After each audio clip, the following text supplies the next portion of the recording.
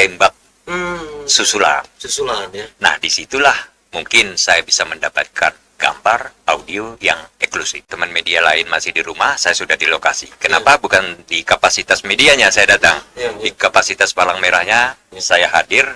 Yang miris kita sekarang ini mendengar berita-berita hoax.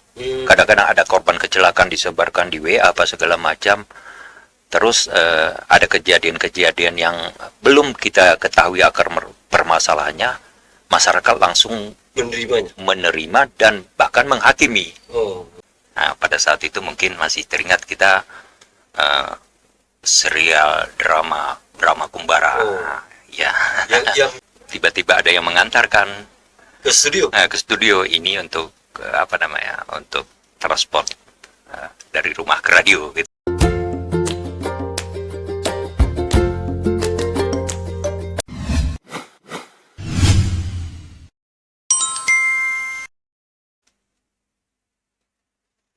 Assalamualaikum warahmatullahi wabarakatuh. Waalaikumsalam. Selamat berjumpa kembali dengan podcast Lintas Gayo. Malam ini adalah malam yang berbahagia bagi kami dari kru Lintas Gayo semua, karena di hadapan kami sudah hadir seorang jurnalis senior dari radio di Banda Aceh dan Aceh Tengah. Beliau tidak asing lagi bagi penduduk Aceh Tengah, Benar Mulia dan Gayo Luas, juga pernah bekerja di Banda Aceh untuk radio. Beliau adalah Bas Cibro. Selamat datang, Bung Bas. Ya, selamat. Baik, hana kabar amaina agak ngi rakan sebut biak saudara BWN. Bung Bas adalah wartawan yang memilih menjadi jurnalis di radio. Kiprahnya di dunia radio itu bukan saja berada di Aceh Tengah, tapi juga pernah bertugas di RRI Banda Aceh pada tahun 1989, sekitar 1,5 tahun. Kemudian di Radio Cempaka Banda Aceh selama 2,5 tahun. Kemudian di Radio Amanda, kemudian pernah bekerja untuk Radio El Sinta di Jakarta, KBR 68H di Jakarta, BBC Siaran Indonesia Jakarta, kemudian pernah juga menjadi wartawan televisi Metro, kemudian bekerja juga di media online acehlosserantara.com, kemudian juga pernah mengabdikan dirinya di BMI Aceh Tengah. Pembicaraan ini akan semakin menarik pada saat kita mendengarkan pengalaman dari Bung Bas tadi, maka dari itu kita ingin Bang Bas menceritakan pengalamannya sebagai penyiar radio. Bang Bas, kenapa dari sekian banyak pilihan menjadi jurnalis di Aceh kala itu, Bung Bas Cibro yang dulu dikenal juga dengan Bas Gayo, kenapa lebih memilih menjadi wartawan atau jurnalis di radio? Ya, mungkin alasan yang pertama karena saya pernah masuk di dunia radio itu pada tahun 1989 di RRI Banda Aceh. Kemudian setelah dari RRI masuk Radio Cempaka, itu alasannya dulu kenapa saya hijrah ke Radio Cempaka karena sandiwara radio. Jadi ada sandiwara radio? Iya, sandiwara radio pada saat itu. Kalau pendengar kita di luar sana pernah mengingatkan serunya mendengarkan radio sedang memetik kopi. Serunya mendengarkan radio di persawahan. Nah, pada saat itu mungkin masih teringat kita serial drama Kumbara. Ya. Yang didengar oleh jutaan orang waktu itu. Ya. Karena pada saat itu alhamdulillah saya terpilih menjadi anchor kalau bahasanya dulu. Anchor itu artinya untuk bisa memisahkan break iklan, kemudian bisa menstop atau mengendingkan sendiwara itu, kemudian masuk anchor radio. Karena anchor sendiwara radionya sudah baku dikirim dari Jakarta, kemudian kita di lokal hanya merekam itu tadi anchornya. Jadi menarik Bung Bas. Saya juga pernah mendengar cerita dari beberapa rekan media bahwa sewaktu Bung Bas menjadi penyiar di Radio Cempaka Banda Aceh, banyak orang yang menyukai suara dari Bung Bas.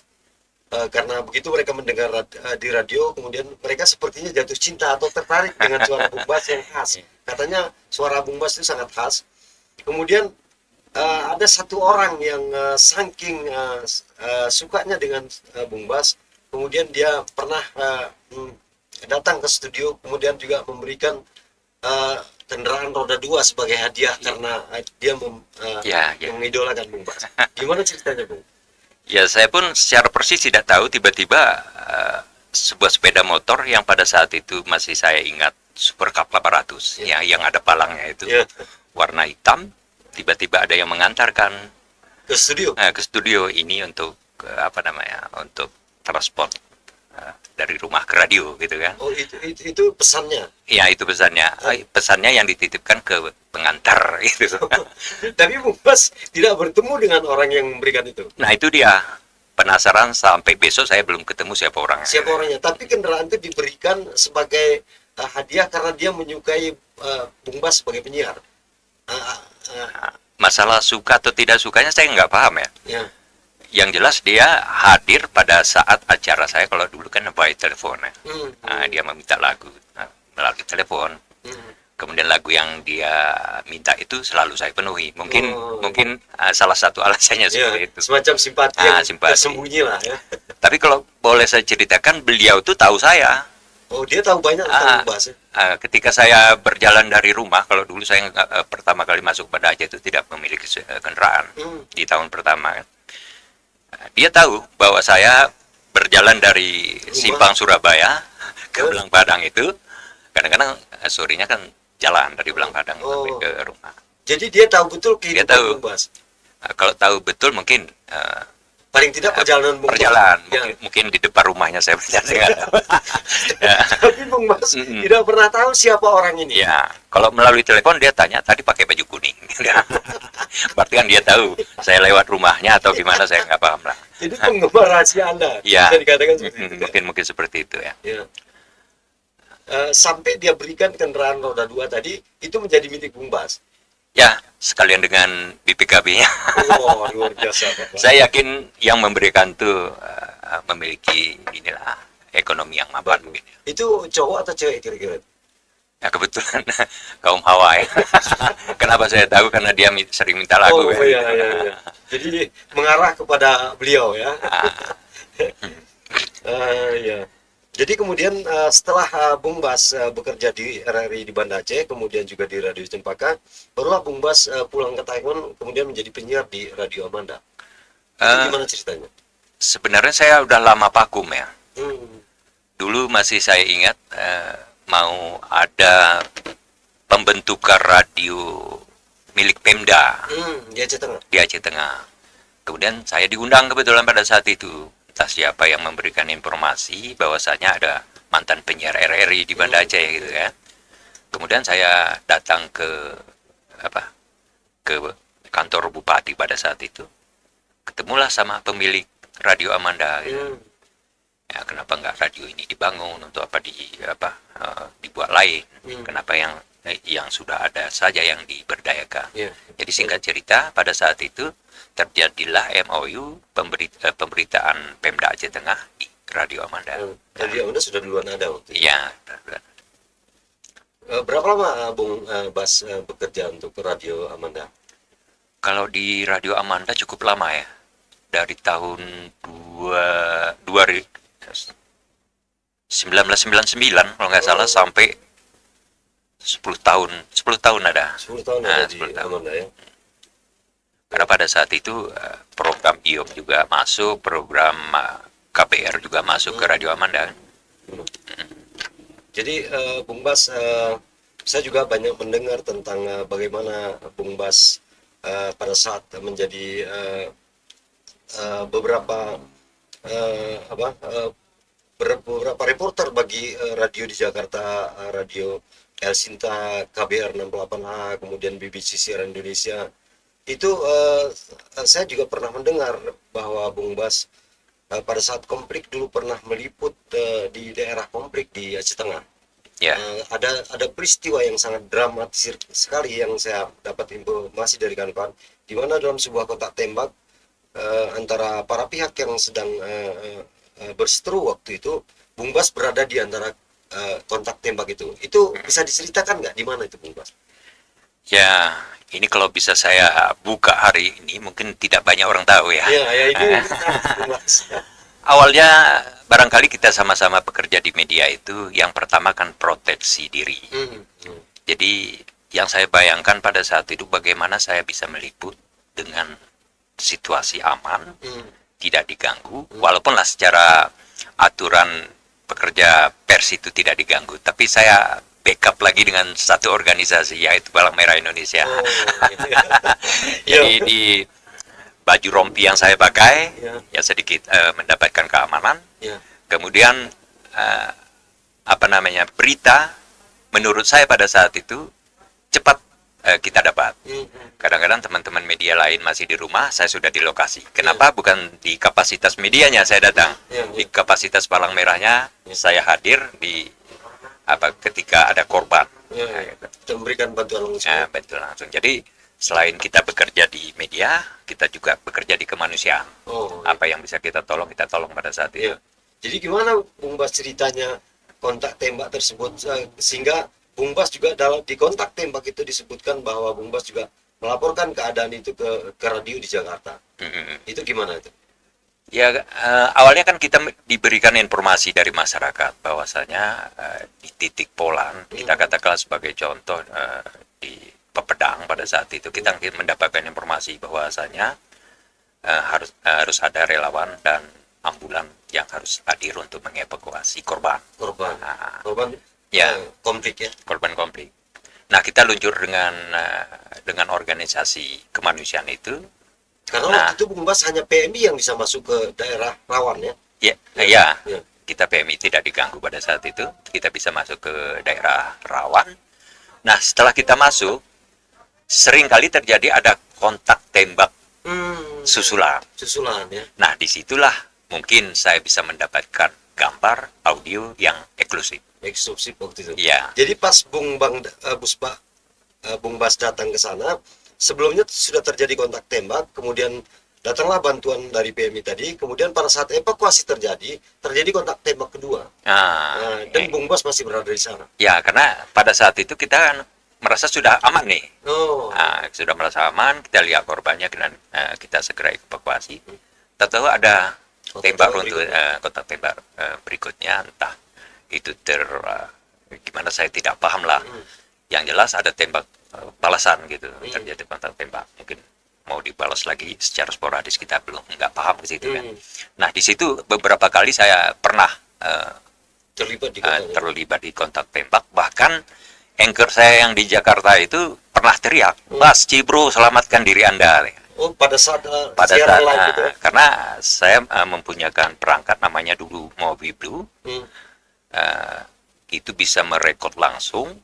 Kemudian rekod itu langsung saya konekkan ke HV langsung dia ke studio di Jakarta. Begitu pola kerjanya. Dan dari Jakarta disebarkan lagi ke seluruh beberapa jaringan radio mereka di seluruh dunia. Ya. Bung Bas, bagaimana sebagai penyiar, katakanlah sebagai jurnalis di daerah konflik, pada saat mengerikan seperti itu, apakah Bung Bas tidak merasa bahwa menjadi seorang jurnalis radio itu pada saat itu sangat berisiko? Terpikirkan nggak waktu itu? Justru saya terpikirnya sekarang. Dulu tidak terpikirkan sekarang. Kalau saya memikirnya sekarang, kenapa saya cukup nekat? Ya, dalam tanda petik gitu kan. Tapi karena pada saat itu mungkin saya bekerja di kemanusiaan, saya pun tidak meminta terperangkap dalam kontak tembak selanjutnya gitu kan. Nah, itu kan di luar dugaan sebenarnya. Nah. Jadi menarik Bung Bas. Yang paling menarik sebetulnya Bung Bas sebagai jurnalis radio yang nama Bung Bas begitu dikenal di Aceh Tengah waktu di Benar Meriah, juga bahkan di Gayo Luas karena ada seri drama tadi yang disiarkan dari radio Anda bekerja. Ada suka dukanya nggak menjadi jurnalis radio itu? Suka duka yang paling banyak sukanya. Sukanya. Karena pada saat itu menjadi apa namanya wartawan pertama di RRI itu tidak segampang mungkin yang dibayangkan orang-orang sekarang. Saya sampai modulasi di tempat. Kebetulan pada saat itu yang menempa saya Yasir Denhas dan almarhum Rijal Pahlawan. Oh, iya. Mereka dulu kan di TVRI. TVRI ya. Tapi mereka sering berkunjung ke TVRI. RRI. RRI karena mungkin BUMN milik negara ya. Iya, karena pada saat itu mereka juga sering sebagai penyiar di RRI. Oh, jadi menjadi jurnalis radio sekalipun waktu itu melewati suatu tahapan yang ketat untuk menjadi seorang penyiar, Bung Bas. Ya, sangat ketat. Sangat ketat ya. Justru saya lulus di RRI pertama itu saya nggak menyangka lulus.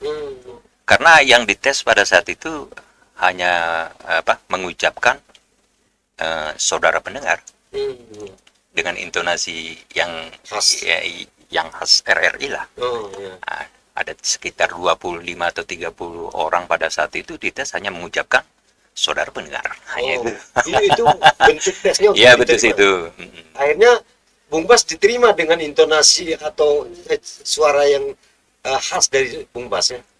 Alhamdulillah pada saat itu, karena kan mungkin bukan kita mau membedakan suku lah ya. Khas intonasi orang-orang Gayo itu agak mirip dengan orang-orang Jawa ya. Atau orang luar lah yang mungkin lebih nasional gitu ya. Kalau bahasa dulu totoknya minim lah. Minim ya. Minim. Mendoknya kurang. Jadi akhirnya untuk nasional mungkin kitalah yang diminta oleh kebutuhan waktu saat itu. Ya. Dan yang menariknya pengalaman yang cukup membanggakan secara pribadi pada saat itu saya membuat seperti iklan. Iklan di radio ya? Iklan di radio itu ditayangkan di seluruh stasiun RRI seluruh Indonesia. Itu pada saat itu luar biasa, senangnya bukan main. Jadi suara Bung Bas itu bisa didengar di seluruh Indonesia ya? Disiarkan melalui kantor pusat, kemudian direli oleh radio RRI di seluruh Indonesia ya? Itu iklan Bung Bas? Pada saat itu iklan berita. Iklan. Iya. Jadi kalau tadi sukanya, kemudian ada dukanya nggak kira-kira selama Bung Bas menjadi penyiar itu? Dukanya barangkali ya pada saat itu senangnya bukan main. Tapi kalau dukanya barangkali belum, kalaupun ada nggak tersimpan lah di memori kita.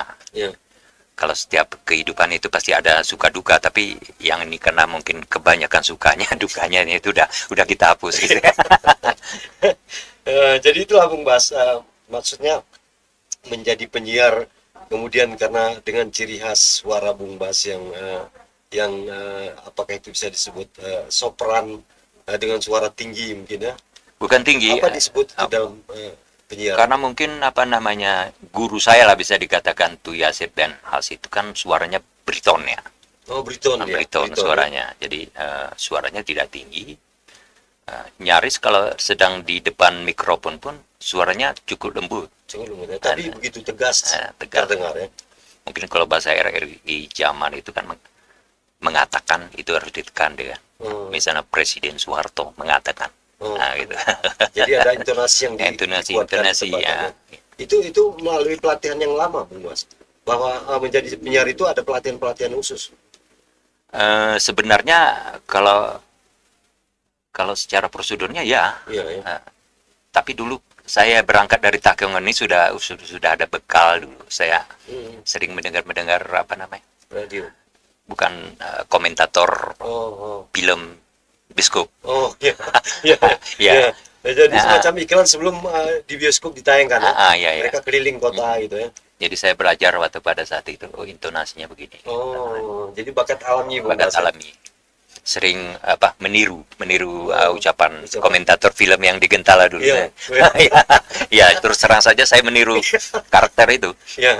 Jadi dia berkeliling kota waktu itu ya, sambil berkampanye malam ini akan akan ditayangkan di bioskop Gentala film Jackie Chan semacam Iya, itu iya. ya. Jadi itu menjadi inspirasi bagi. Ya, justru saya minta lagi. Hmm. Saya ingat kali itu ada Kijang PK hitam. Saya minta lagi ke sopirnya, Bang, saya jaga jaga layar di belakang. Padahal saya sambil belajar itu ya. Oh, Ya, iya. karena menurut saya pada saat itu intonasinya bagus, kemudian kata-kata nilai jualnya juga bagus. Itu sebelum Bung Bas menjadi penyiar. Sebelum. Nah, jadi itu menjadi bekal bagi Bung Bas bahwa begitu Bung Bas mendapat tawaran di radio tadi sudah punya modal. Ya, sudah modal, punya modal. Punya modal ya, karena dari lingkungan yang mengajarkan tadi ya. Kemudian Bung Bas kan pernah juga Bung Bas bekerja untuk ke televisi Metro juga, Metro TV di Jakarta, kemudian media online, kemudian berarti ada online, ada televisi. Bung Bas memilih yang di mana yang paling Bung Bas jiwai dari semua jurnalis ini? Radio. Tetap radio ya. Alasannya mungkin orang lain belum tahu, tapi Iya. saya tahu. Apa itu Bung Bas? Satu, alasannya cepat. Cepat diterima masyarakat informasi. Bukan. Ketika kita melaporkan sesuatu, Hmm. itu kalau dulunya kan live itu hanya dikuasai oleh radio. Oh ya, jadi penguasaan Ah, pasar radio itu Iya. besar ya. Kalau umpama di El Sinta dulu mungkin Pak Win masih ingat, Ya. saya liputan di bawah pohon kopi, Iya. itu langsung didengar di Jakarta. Oh, jadi seluruh dunia. Iya, di seluruh Indonesia. Ya. Mungkin satu lagi ada pengalaman waktu saya liputan masalah bom Renggali. Oh, Nah, itu kan didengarkan di Jakarta. oh. Kemudian ada statement yang sedikit menyimpang pada saat itu, yang punya statement ya ditegur sama Atasannya. atasannya. Ya. Jadi efek langsungnya yang sangat menarik dan apa langsung kepada masyarakat ini, Mas. Satu, langsung kepada masyarakat. Yang kedua, sebenarnya banyak didengar di seluruh penjuru. Nah, itu kuncinya. Artinya menjadi jurnalis radio itu jauh lebih populer dibanding jurnalis yang lainnya waktu itu, Bung Mas. Kalau penilaian itu mungkin masing-masing ya, Ya. tapi saya memilih kenapa radio itu tadi. Radio pertama cepat, Oh iya. kemudian pemangku kebijakan, misalnya terjadi gempa apa segala macam, pemangku kebijakan Cepat 5 menit dari situ setelah kita beritakan masalah orang dengar atau tidak dengar, sudah masuk ke redaksi, itu pemangku kebijakan yang lain sudah mendapatkan informasi. Oh, ya. Contoh Jadi, seperti ya. tsunami, gempa Gayo, ya. ketika listrik semua padam apa segala macam, HP masih bisa jalan, kita udah bisa laporan. Oh, langsung ke Jakarta ya. Sementara jurnalis lain harus menunggu jaringan dulu dan lain-lain. Nah, Ya. satu menunggu jaringan, kalau cetak menunggu dicetak dulu kan gitu. Jadi terlambat 1 hari sampai 2 hari ya. Nah, Jadi itu keunggulan dari menjadi jurnalis di radio ya. ya menurut saya. Ya. Tapi kawan-kawan lain memilih mungkin, oh dia ahlinya di sini. Ya. Itu pilihan ya. Pilihan. Ya. Kemudian Bung Bas menjadi penyiar radio senior lah katakan. Kemudian pengalaman berbagai kemudian akhir-akhir ini kan kita melihat bahwa radio ini beberapa stasiun radio di Aceh Tengah mungkin sudah mulai stuck saat ini. Itu menurut Bung Bas apa kira-kira yang menyebabkan radio-radio ini seperti hidup segan mati tak mau? Kira-kira Bung Bas tahu nggak kira-kira apa penyebab radio seperti mati suri saat ini? Itu jawabannya mungkin hanya satu menurut saya. Ya. Sudah memang peralihan teknologi bukan di radio. Ya. Jadi peralihan teknologi membuat banyak hal yang tadinya begitu terkenal dan populer kemudian mati dengan sendirinya. Iya. Karena di jaringan smartphone seorang dia bisa dapatkan semua informasi dengan mudah. Itu salah satu menurut Bung Bas Ya, salah penyebabnya. satu. Kemudian kenapa radio itu mati? Radio ini sebenarnya kalau radio swasta hidupnya dari iklan. Oh, kuncinya di iklan. Iklan. Ada iklan berarti hiduplah radio. Kalau dulu di Amanda itu sampai nggak terputar lagi iklannya, radionya tetap hidup. Saking banyaknya iklan. Saking banyaknya. Tapi sekarang kan pengiklan itu sudah memilih media lain. Oh, jadi Nah, pengiklan itu sudah punya banyak pilihan sehingga tidak harus ke radio ya. tidak harus radio. Sehingga radio kekurangan sponsor dan iklan sehingga radio ini tidak bisa lagi hidup. Nah, itu artinya dalam 10 tahun terakhir, Hmm. saya mengaku sendiri suara saya nggak digunakan lagi. Oh, Walaupun saya dulu tidak siaran lagi, kalau sebelum 10 tahun masih adalah iklan-iklan, misalnya iklan perdamaian, Itu di mana suara Bung Bas diminta untuk membacakan perdamaian itu. Kemudian kalau musim pileg ya masih dipakai kan gitu. Pembuat sekolah baru, penerimaan mahasiswa baru. Dan yang paling padam, kalau dulunya mungkin Pak Win masih ingat, penyampaian berita duka itu selain radio tidak ada yang lain kan. Itu selalu ditunggu dan selalu ditunggu. Nah, bagaimana radio menyampaikan berita duka ke seluruh penjuru Aceh Tengah pada saat itu. Kalau sekarang kan tinggal telepon ya. Jadi Bung Bas, kemajuan teknologi saat ini itu adalah salah satu sebab banyaknya radio di Aceh Tengah, atau mungkin di tempat lain kasusnya sama, bahwa kemudian radio menjadi pilihan yang tidak lagi menarik karena sudah banyak pilihan-pilihan beriklan atau menyampaikan informasi di platform yang lain. Jadi itu kemajuan teknologi ya. Kemajuan teknologi salah satu ya. Tapi yang yang maniak itu, yang suka mendengar radio, masih ada yang mendengarkan gitu. Masih ada. Pendengar fanatik. Pendengarnya masih ada. Masih ada ya. Tapi radionya Bung Bos sudah tidak ada kalau di Aceh Tengah. Radionya kan banyak. RRI ada, Sela juga. Sela masih hidup. Sela masih hidup. Amanda mungkin jam-jam tertentu ya. Saya pun belum monitor. Tapi masih ada, segmen pendengar itu masih ada, walaupun menurun gitu. Kalau di radio radio swasta yang saya maksud tadi, hidupnya kan dari iklan. Ya, jadi kalau tidak ada iklan ya bagaimana harus menggaji karyawan, bayar listrik dan lain-lain. Berarti sejak kapan Bung Bas sudah tidak lagi menjadi penyiar? 2013 ya. 2013 terakhir. 2013 semenjak booming batu. Oh ya. Booming batu untuk cincin ya. Katakanlah batu mulia ya. Batu giau lah dulu kan, musim giau. Berarti Bung Bas secara resmi sudah tidak lagi menjadi penyiar di radio, Mas. Di radio tidak lagi. Jadi kemudian di masa peralihan Bung Bas tidak lagi menjadi penyiar, apa kegiatan Bung Bas sekarang? Kalau menulis itu tetap. Tetap kita menulis walaupun tidak dipublikasi. Itu konsumsi pribadi lah. Jadi ketika misalnya ada sesuatu yang menarik, kita tulis. Paling share-share di Kompasiana dan lain-lain. Jadi jiwa jurnalis tidak pernah mati. Karena yang saya kepingin terapkan dulu, kalau radio ini kan bahasanya strike news. Strike news, berita yang sangat singkat. Jadi saya memikirnya banyak manusia yang kita katakan tanda petik yang tidak suka membaca terlalu panjang gitu. Kita ubah dengan strike news. Strike news kan lead, isi, penutup, selesai kan. Ternyata banyak juga yang suka. Walaupun ada kawan-kawan yang komplain pada saat itu kenapa beritanya terlalu singkat. Tapi karena background saya di radio, singkat, padat, jelas. Yang penting orang mengerti kan gitu. Ada sebagian karena saya berprinsip begini, ada yang membaca judul terus dia menghakimi, berarti ini tidak suka membaca isi gitu. Jadi tidak membaca keseluruhan. Tidak membaca keseluruhan. Tapi sudah menghukum atau menjudge seseorang ya. Jadi kalau misalnya ada generasi sekarang ini yang bisa mengadopsi yang strike news itu singkat padat, kemungkinan masih banyak orang yang mau membaca. Kita katakan kalau sekarang seperti berita yang di Facebook itu, beberapa alinea saja, itu cukup menarik. Ada yang tidak punya waktu mungkin kalau membaca terlalu banyak. Semakin menarik Bung Bas. Kemudian di masa-masa Bung Bas tidak lagi menjadi penyiar radio, kemudian saya juga mendengar bahwa Bung Bas punya semacam usaha di dunia perbatuan, bahwa Bung Bas sekarang katanya banyak membuat gelang, cincin, kemudian kalung dari bahan-bahan batu gio. Betul itu Bung Bas? Ya benar. Jadi kemana itu Bung Bas buat sendiri? Iya, kita produksi sendiri. Awalnya ada yang sebenarnya yang saya perjuangkan pada saat itu, tapi butuh bukan sendiri ya, dengan komunitas yang lain. Tapi cerita ini mungkin tidak banyak yang tahu.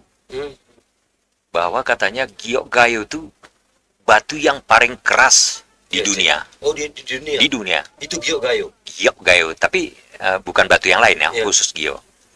Terus saya belajar benarkah ini. Kemudian saya lihat apa namanya batu yang berkembang kita katakanlah seperti di Burma itu kekerasannya 5,5 skala Mohs. Jadi lebih keras batu kita berarti. Nah, giok gayo itu dulu waktu diukur 7,3. Oh.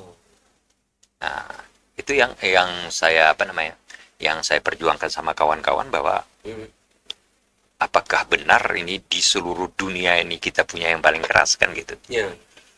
Akhirnya terjunlah Bung Bas di dunia batu. Dunia batu. Sampai sekarang. Sampai sekarang. Itu pemasaran paling banyak kemana Bung Bas? Di Rawabening. Rawabening di Jakarta. Rawabening, kemudian di ya sama itu Jatinegara, kemudian di Pekanbaru. Pekanbaru ya. Pekanbaru. Jadi banyak terjual keluar daerah. Itu batunya berasal dari Tanah Gayo. Ya, yang baru-baru ini yang cukup diminati ada batu yang baru ditemukan di Gayo. Kata Ketua Ikatan Gemstone Indonesia itu baru pertama kali ditemukan di Indonesia. Apa nama batunya, Bu? Kalau dikenal sekarang tuh serendipit. Serendipit. Yang diyakini untuk terapi lah ya. Untuk terapi kesehatan. Yeah. Kemudian pelanggan saya merasa puas, ada yang mengatakan ada perkembangan kesehatan bagi dia, saya lebih semangat lagi gitu. Ya. Oh, jadi ada jenis batu yang baru populer hari-hari itu dan berasal dari Tanah Gayo, itu namanya serendipit. Ya, batu itu sebenarnya kalau tidak COVID sudah menjadi juara 3 waktu dikonteskan di seluruh Indonesia. Oh, serendipit tadi ya? Kenapa juara 3? Karena batunya cuma 3. Yang pertama dulu kompetitornya batu sojol, kemudian batu jahanam, serendipit. Ya, berarti kan sudah juara 3 kalau dikonteskan hanya 3 peserta. Iya. Jadi Bung Bas, batu ini dipercaya sebagai dapat meningkatkan katakanlah berefek bagi kesehatan siapa pemakainya, begitu kira-kira. Ya. Dari mungkin kalau sekitar 10.000 piece sudah terjual.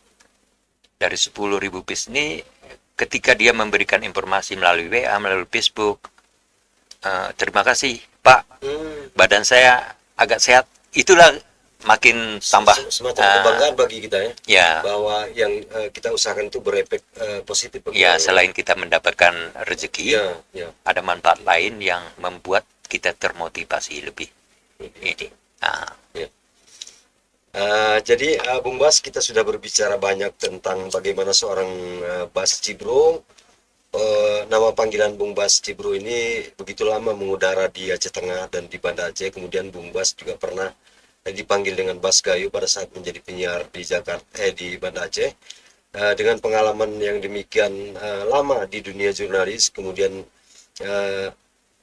di akhir kejayaan radio, kemudian karena seperti disebutkan tadi oleh Bung Bas, salah satunya penyebabnya adalah kemajuan teknologi lain selain radio, yang kemudian masyarakat banyak mempunyai platform untuk menentukan di mana mereka beriklan, kemudian di mana mereka membaca berita, sehingga kita tahu akhir-akhir ini bahwa radio banyak yang tidak lagi beroperasi karena alasan teknologi tadi. Kemudian juga Bung Bas di akhir